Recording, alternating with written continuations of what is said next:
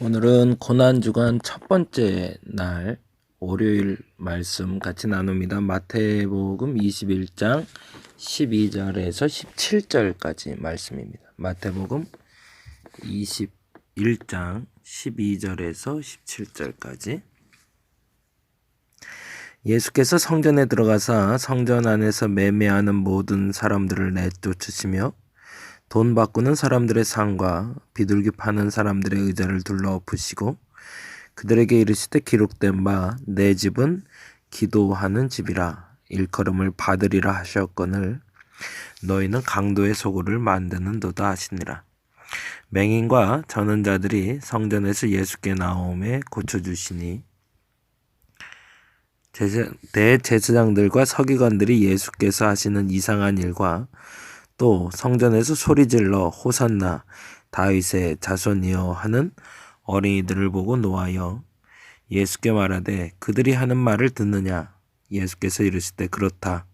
어린 아기와 젖먹이들의 입에서 나오는 찬미를 온전하게 하셨나이다 함을 너희가 읽어본 일이 없느냐 하시고 그들을 떠나 성 밖으로 베다니에 가서 거기서 유하시니라. 아멘. 오늘부터 사순절 이제 고난주간을 맞이해서 5일간 예수님의 행적에 따라 말씀을 같이 나누려고 합니다. 어제와 같은 날, 어제는 나귀를 타고 예루살렘에 입성하신 예수님을 만나는 개선의 날로 지켜지고 있고, 월요일인 오늘은 권위의 날이라 부르며 무화과 나무를 저주하시며 두 번째 성전을 깨끗이 하신 사건을 기록하고 있습니다. 그리고 화요일인 변론의 날에는 예수님의 권위에 대한 질문과 경고의 세 가지 비유, 두 아들의 비유와 악한 농부의 비유와 혼인잔치 이야기가 그리고 지도자들과 논쟁하는 이야기가 기록되어 있고 예루살렘의 멸망에 대한 경고와 유다의 배신이 기록되고 있는 것이 바로 화요일인 변론의 날이 됩니다. 그리고 수요일 날은 음모의 날로 예수님을 죽이기 위한 음모가 나타난 날인데 성경에는 딱히 이 날에 어떠한 사건이 있기보단 그들이 죽이기로 작정한 날로 우리가 알고 지키고 있습니다. 그래서 수요일 날은 특별한 사건이 없는 날로 보시면 될 것 같고요. 목요일 날 준비의 날로 유월절 식사와 최후의 성만찬 그리고 예수님의 고별 설교와 중보 기도가 있었던 날이 목요일입니다. 작년에 제가 사순절 기간 동안 그 말씀 드렸는데 어찌 보면 예수님의 가장 행복한 날이 이 목요일이 아니었을까. 가장 사랑했던 이들과 가장 오랜 시간 머무시던 날이 바로 이 날이 됩니다. 그리고 금요일 날은 순환의 날, 우리가 잘 알고 있는 십자가에 돌아가시기 전에 배반을 당하시고 잡히신 예수님, 그리고 공회 앞에서 신문당하시는 예수님, 빌라도의 신문과 빌라도의 핑계, 그리고 십자가의 죽으심을 경험하는 날이 금요일이라면 토요일은 예비의 날로 로마 병정들이 예수님의 무덤을 지키던 날. 그래서 우리는 월요일부터 금요일까지 권위의 날과 변론의 날, 음모의 날, 준비의 날, 순환의 날로 크게 5가지로 나눠서 예수님의 행적에 따라 이번 고난주간의 말씀을 나누어 보려고 합니다. 그 중에 오늘 말씀은 두 번째 성전을 깨끗이 하신 사건에 대한 기록인데 그 말씀의 시작은 다음과 같이 기록이 되죠. 12절에 보니 이렇게 되어 있습니다.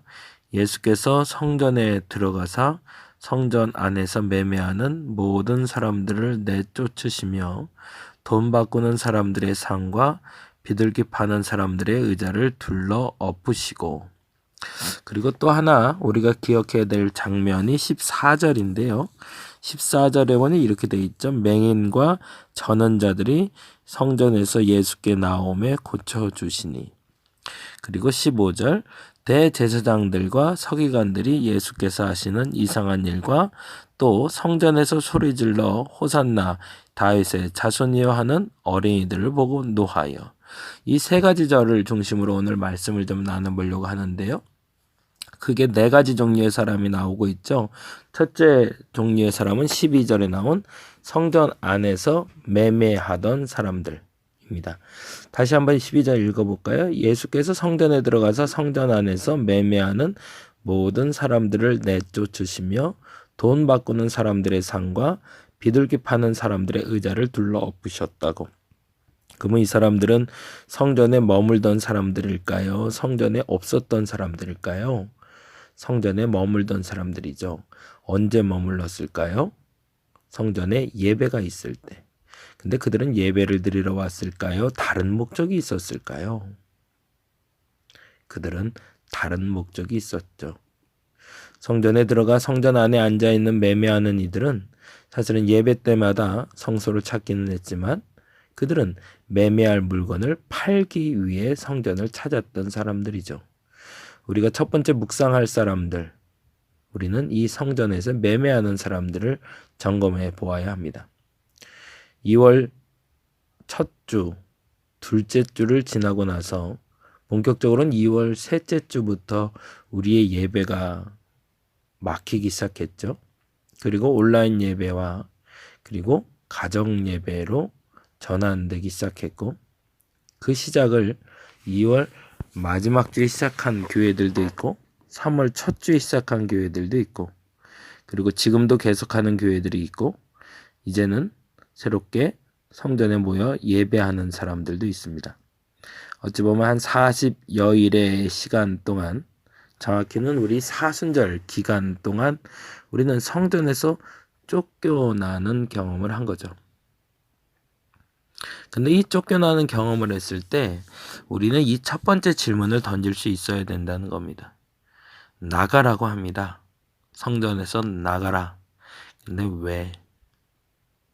그들의 목적이 성전에 예배할 때마다 모이긴 하지만 예배하는 목적이 아니라 예배하는 사람들과 매매하기 위해서 모였기 때문이었죠.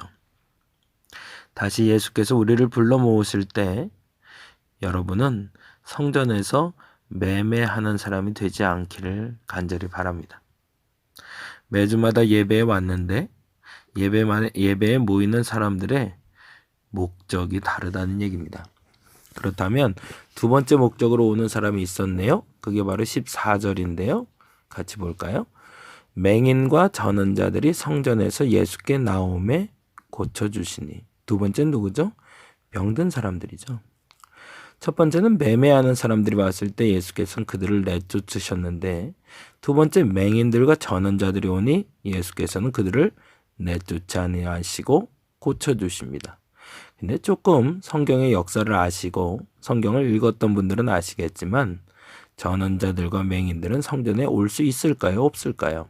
과거에는 오지 못했던 사들입니다. 그러면 이제 성전에 들어올 수 있는 사람들은 누굴까요? 아니, 정확히는 첫째, 성전에 오지 못할 사람들은 누굴까요? 성전에 매매를 위해서 왔던 사람들은 못 오겠죠. 그런데 성전에 병든 자들은 오게 되겠죠. 두 번째 질문입니다. 여러분이 다시 성전을 방문하게 되실 때, 예배의 문이 열리고 예배를 시작하게 되실 때 여러분은 어떤 모습으로 성전에 나오시게 될까요? 온전해진 모습으로 나올까요? 아니요. 우리는 모두 다 병든 모습으로 다시 나오게 될 겁니다. 그런데 그때는 주께서 고쳐주신대요. 또 세 번째 알아야 될 사람이 있습니다. 15절인데요. 대제사장들과 서기관들이 거기에다가는 동그라미를 해놓죠. 자, 그러면 세 가지 동그라미가 되겠네요. 첫째는 12절에 성전 안에서 매매하는 모든 사람들이 첫째. 둘째는 맹인과 저는 자들, 둘째. 셋째, 15절에 대제사장들과 서기관들. 이 사람들은 어떤 일을 하고 있는지 볼까요? 15절에 보니 대제사장들과 서기관들이 예수께서 하시는 이상한 일과 또 성전에서 소리질러 호산나 다윗의 자손이여 하는 어린이들 보고 노하여. 그들은 뭐 했대요? 대제사장들과 서기관들은 어린아이들이 소리질러 예수를 찬양하는 걸 보고 화가 났다고 하네요. 우리가 만나게 될 세 번째 사람들입니다. 첫 번째 사람은 성전에서 매매를 하다 쫓겨난 사람들이고요. 두 번째 사람은 이제 병을 고침을 받기 위해 찾아오는 사람들이고요. 세 번째는 그들과 만나게 되며 어린아이들의 찬송을 듣는 이들을 보고 화를 내는 사람들이고요. 그리고 마지막에 우리가 만날 사람들은 호산나 다윗의 자손이여 하며 찬송하는 어린이들이겠죠. 코로나19 예방 때문에 교회 문이 닫힌 지가 이제 40여일이 된다고 말씀드렸어요. 이 40여일 동안 우리는 모두 다 성전 밖으로 내쫓겼습니다. 우리의 의지도 아니고 우리의 생각도 아니었고 우리의 판단력도 아니었다 우리는 생각했습니다. 근데 왜 그랬을까를 생각해 보면 한 가지의 조심스러운 정답은 예수께서 친히 우리를 내쫓으셨겠구나라는 겁니다. 왜 우리의 예배를 받기 싫어하시고 우리를 내쫓으셨을까? 우리의 마음속에 일말에 진정한 예배보다 성전 안에서 매매하고자 하는 마음이 있었기 때문이 아닐까. 보다 나은 것, 보다 좋은 것, 보다 가치 있는 것이라고 말하며 예수를 이용해서 나의 이득을 구하고자 하는 사람들의 예배를 더 이상은 예수께서 예배로 받지 않겠다고 결정한 것이 아니었을까. 저는 그렇게 생각이 들어요. 그래서 한국교회도 뿐만 아니라 이게 만일 한국교회만의 문제면 전 세계적으로 교회에서 예배 드리는 걸 걸어 잠그는 일은 없을 것 같아요. 근데 어느 날부터 성전 안에서 예배하는 자들이 모두 예배하지 못하게 문을 꽁꽁 잠가 버리고 다 내쫓으셨습니다. 그 이유는 우리가 성전 안에서 매매하는 사람들이었다는 것. 그것을 먼저 회개하는 시간 되기를 간절히 바랍니다. 그러면 쫓겨난 사람들은 어떤 마음을 가졌을까요? 성전에 들어가서 매매를 하다가 내쫓김을 당하니 화도 났겠죠. 억울하기도 하죠. 내가 알고 했나? 남들 다 하니 했던 건데 어떤 사람들은 자신이 기획해서 했기 때문에 속상하며 화나며 한두 해도 아니라 벌써 몇 년째 계속 이렇게 하고 있는데 왜 이번만 이래? 라는 말하는 사람들도 있었겠죠. 그런데 그때 예수께서는 그렇게 얘기하셨겠죠. 언제부터 해왔던 죄도 죄고 지금 짓는 죄도 죄라고 모르고 하는 것도 죄고 알게 됐으면 회개하고 돌아오면 된다고 얘기하셨겠죠. 그래서 성전에서 매매하던 모든 사람들이 내쫓겨지고 돈 바꾸는 사람들과 비둘기 파는 사람들이 쫓겨난 후에 성전을 찾아온 사람들은 기묘합니다. 어떤 사람들이죠? 맹인과 저는 자들이 찾아오게 됩니다. 그게 14절이죠. 그러면 그들은 왜 왔을까? 그 정답은 13절이죠. 그들에게 이르실 때 기록된 바 내 집은 뭐 하는 곳이다? 기도하는 곳이다. 그렇죠. 맹인과 저는 자들이 성전에 찾아온 이유는 고침을 받기 위해서이기도 했지만 보다 정확히 말하면 주님께 간구하기 위해서 나온 것이죠. 그렇게 나오게 된다면 그들은 주께서 다시 영접해 주실 겁니다. 두 번째의 질문이 되는 거죠. 내가 하나님 지금까지 교회 안에 예배 때마다 찾아왔는데 그것이 매매를 위해서 왔었던 거라면 하나님 이제는 용서하여 주옵소서. 그렇게 내쫓김을 받았으니 그렇게 내쫓김을 당한 것을 내가 인정합니다라고. 그리고 나서 나의 정신적인 병과 영적인 병에 걸린 것을 고쳐달라고 주께 기도하기 위해 나온 지금까지 보지 못했다고 말하는 맹인들, 쩔뚝거리며 다시 걸어 들어오는 사람들은 주께서 고쳐주실 겁니다. 그런데 그때 이상한 일이 발생할 거예요. 15절인데 이렇게 돼 있네요. 대제사장들과 서기관들이 뭐 했다고 그랬죠? 화를 냈다고 그랬어요. 왜 화를 냈다고 그랬을까요? 저런 인간들이 어떻게 교회에 또 나와? 저런 사람들은 교회 나오면 안 되는 거야 라는 이런 개체들이 또 생길 거라는 거죠. 그들은 누굴까요? 과거에 신사참배를 했을 때 신사참배를 하면서 끝까지 교회를 지키다 순교당한 사람들도 있고 어떤 이들은 순교를 감당하지 않고 교회를 지키기 위해서 신사참배를 하신 분들이 있었어요. 그러고 나서 모든 일이 끝나고 나서 함께 예배하려고 그러니 받아주질 않아요. 옛날에 조선시대에는 양반이 있었고 종이 있었습니다. 노비가 있었죠. 그래서 양반이 예배드리고 있는데 어느 날부턴가 복음을 노비도 받아들여서 노비도 교회를 나왔어요.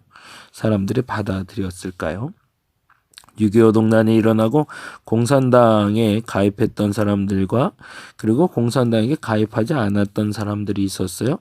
그래서 6.25 전쟁이 끝나고 나서 남한에 남은 사람들 중에 북한 공산당에 가입했던 사람들, 그리고 가입하지 않았던 사람들, 그리고 북한에서는 공산당이 미워요라고 말하며 전쟁에 대해서 반대했던 사람들, 그리고 도망갔던 사람들, 그 자리에 남았던 사람들, 각자의 상황에서 자신의 결단에 따라 움직였다가 그 대가를 치르게 되었습니다. 그리고 나서 지금은 어떤 결과를 가져왔을까요? 신사참배를 했고 신사참배를 안 했고 그것 때문에 서로 옳다 싸웁니다. 6.25 동란이 나서 공산당하고 야합했는가? 공산당에게 죽임을 당했는가? 그래서 싸웁니다. 양반이었다고? 노비는 예배 못 드린다고? 그래서 또 싸웁니다. 누구와 같은 걸까요? 대제사장과 서기관 같은 사람들이죠. 우리는 순결하다는 거예요.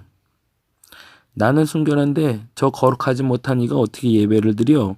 라고 말하는 사람들이 생길 겁니다. 언제부터? 코로나19가 끝나고 회복의 시작부터. 우리가 세 번째 기도해야 될 제목은 바로 이 사람들을 위해서 기도해야 됩니다. 첫 번째는 매매하는 사람들이었던 건 아닌가 우리는 기도해야 되고요.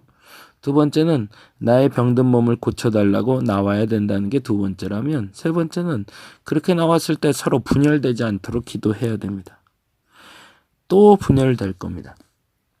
그때 예배를 저 교회는 드렸어.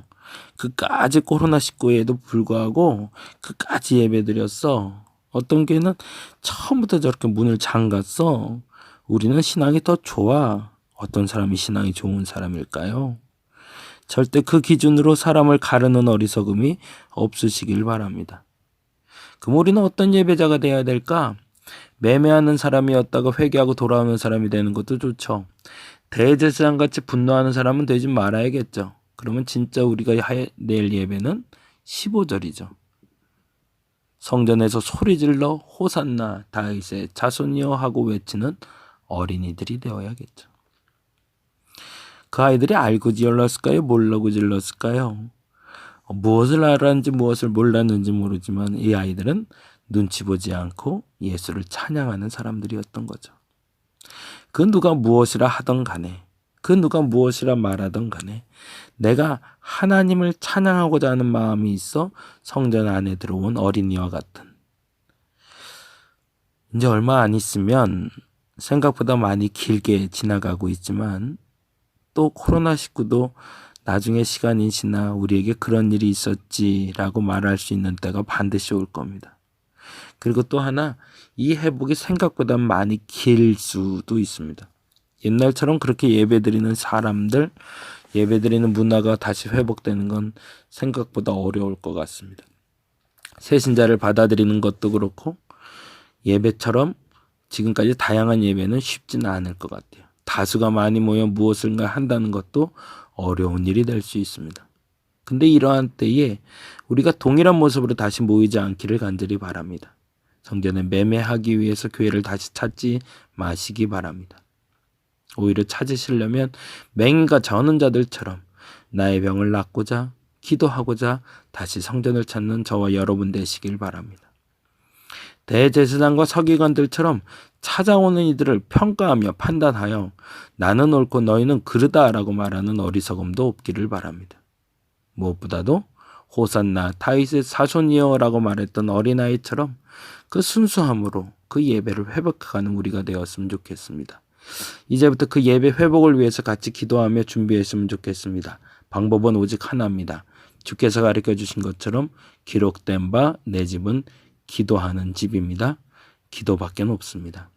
다시 기도하되 우리의 회복이 더디더라도 바른 회복이 되게 해달라고, 매매하는 자들이 되지 말고 병들어 낙심한 자가 있다 할지라도 회복하는 자리가 되게 해달라고, 남들을 판단하는 자리가 아니라 순수한 마음으로 어린이처럼 찬양하는 자리가 되게 해달라고, 그렇게 기도하며 준비하여 이 땅의 부활을, 그리고 5월, 4월 말부터 다시 시작되는 우리의 예배가 진짜 예배로 회복되게 해달라고 그렇게 기도하는 고난주간의 첫날이 되시기를 간절히 바랍니다. 기도하겠습니다. 어려운 시간을 지나고 있습니다. 너무나 어렵기 때문에 어떻게 해야 될지, 무엇을 해야 될지 모르는 시간들입니다. 그럼에도 불구하고 우리는 지금 기도해야 됩니다. 왜? 매매하는 사람들이었기 때문입니다. 대제사장과 서기관들처럼 판단하는 사람들이었기 때문입니다. 병든 몸 이끌고 주님께 나오겠습니다. 고쳐주옵소서. 어린아이처럼 순수하게 기도하겠나이다. 회복시켜 주시옵소서. 감사합니다. 고마우신 예수님 이름으로 기도드렸습니다.